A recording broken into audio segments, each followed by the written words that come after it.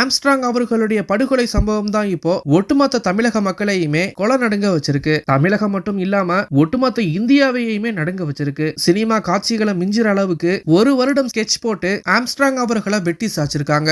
எங்க வெட்டினா என்ன ஆகும் அப்படிங்கறத தெரிஞ்சு குறி வச்சு அடிச்சது மாதிரி அவர் உடம்புல இருந்த ஒவ்வொரு நரம்புகளையும் எலும்புகளையும் அறுத்து நொறுக்கி எடுத்திருக்கிறத பத்தி மருத்துவர்கள் சொல்லி இருக்கிற விஷயங்கள் தான் இப்போ நம்ம எல்லாரையும் பேரதிர்ச்சியில கதி கலங்க வச்சிருக்கு. வடசென்னை பகுதியில ஆற்காடு சுரேஷும் ஆம்ஸ்ட்ராங் அவர்களும் முக்கிய நபர்களா இருந்திருக்காங்க. இவங்களுக்குள்ள பல்வேறு பகைகளும் இருந்திருக்கு. வேற ஒரு முக்கிய விஷயத்துல கடந்த ஆண்டு ஆற்காடு சுரேஷ் வெட்டி கொல்லப்பட்டாரு. இதுக்கு ஆம்ஸ்ட்ராங் அவர்கள் காரணமா இருந்ததாகவும் சொல்லப்படுது. இதனால ரொம்பவே கோபம் அடைஞ்ச ஆற்காடு சுரேஷ் அவருடைய தம்பியான புன்னை பாலு வந்துட்டு ஆம்ஸ்ட்ராங் அவர்களை தீர்த்து கட்டணும் அப்படிங்கிற மாதிரி முடிவெடுத்து ஒரு வருஷமா ஸ்கெட்ச் போட்டிருக்காரு. இன்னொரு பக்கம் ஆற்காடு சுரேஷ் மாதிரி புன்னை பாலுவையும் போட போறாங்க அப்படிங்கிற மாதிரி அவருக்கு பல முறை மிரட்டல் வந்திருக்கு. இதனால அவருடைய மனைவி அவரை விட்டு பிரிஞ்சு போயிருக்காங்க. அண்ணனும் இல்லாத நிலையில மனைவியும் இல்லாத நிலையில தன்னையும் கொலை செஞ்சிருவாங்களோ அப்படிங்கிற அச்சத்துல தான் முதல்ல முந்திக்கணும் அப்படிங்கிற மாதிரி ஏற்கனவே சில கொலை வழக்குகள்ல ஜெயில இருக்கும்போது அங்க பாலுவுக்கு பழக்கமான சில நண்பர்களோட சேர்ந்துதான் ஆம்ஸ்ட்ராங் அவர்களை இப்ப படுகொலை செஞ்சிருக்காரு. தன்னுடைய உயிருக்கு ஆபத்து இருக்கிறதுனால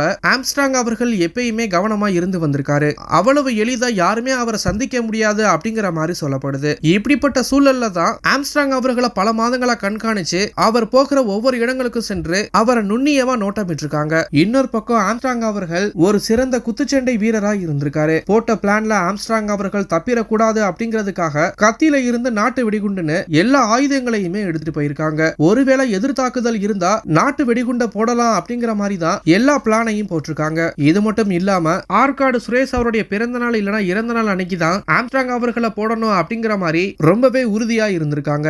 இந்த 2 தினங்கள்ல ஏதாவது ஒரு நாள் கண்டிப்பா ஆம்ஸ்ட்ராங் அவர்களை கொலை செய்யணும் அப்படிங்கிற மாதிரி ரொம்பவே எதிர்பார்த்து காத்துட்டு இருந்திருக்காங்க. சம்பவத்தின் போது உணவு டெலிவரி செய்ய வரும் ஊழியர்கள் போல உடையணிஞ்சு வந்ததுனால அங்கிருந்த யாருக்குமே எந்த ஒரு சந்தேகமும் இல்லாம இருந்திருக்கு. திடீர்னு இருசக்கர வாகனத்துல வந்து கண்ணிமைக்கும் நேரத்துல ஆம்ஸ்ட்ராங் அவர்களை சரமாரியா வெட்டிட்டு அங்கிருந்து தப்பிச்சு போயிருக்காங்க. ஆம்ஸ்ட்ராங் அவர்களுடைய கவனத்தை திசை திருப்பி பின்னாடி இருந்து வந்த ஒரு நபர் வந்துட்டு முதல்ல கழுத்துல வெட்டியிருக்காரு. திரும்பி பாக்குறதுக்குள்ள முன்னாடி இருந்து வந்த ஒரு நபர் கீழே குனிஞ்சு காலை வெட்டியிருக்காரு. அவ்வளவுதான், ஓடவும் முடியாம ஏன் நிக்க கூட முடியாம ஆம்ஸ்ட்ராங் அவர்கள் முழுமையா எதிரிகள் வசம் சிக்கியிருக்காரு. அதன் பின் மின்னல் வேகத்துல அந்த 6 பேரும் சரமாரியா அருவாளால வெட்டியிருக்காங்க. இதுல சுண்டு விரல் துண்டானது மட்டும் இல்லாம காது கழுத்து கையின்னு எல்லாத்தையும் அடுத்தடுத்து வெட்டியிருக்காங்க. இதுல முக்கியமா மூஞ்சியவே 2 ஆக்கி இருக்கிறது மட்டும் இல்லாம ஒரு கை இருந்ததே தெரியாத அளவுக்கு ஒவ்வொரு நரம்புகளும் அந்து போயிருக்கிறது மட்டும் இல்லாம பல எலும்புகள் நொறுங்கி போயிருக்கிறதா மருத்துவர்கள் சொல்லியிருக்காங்க.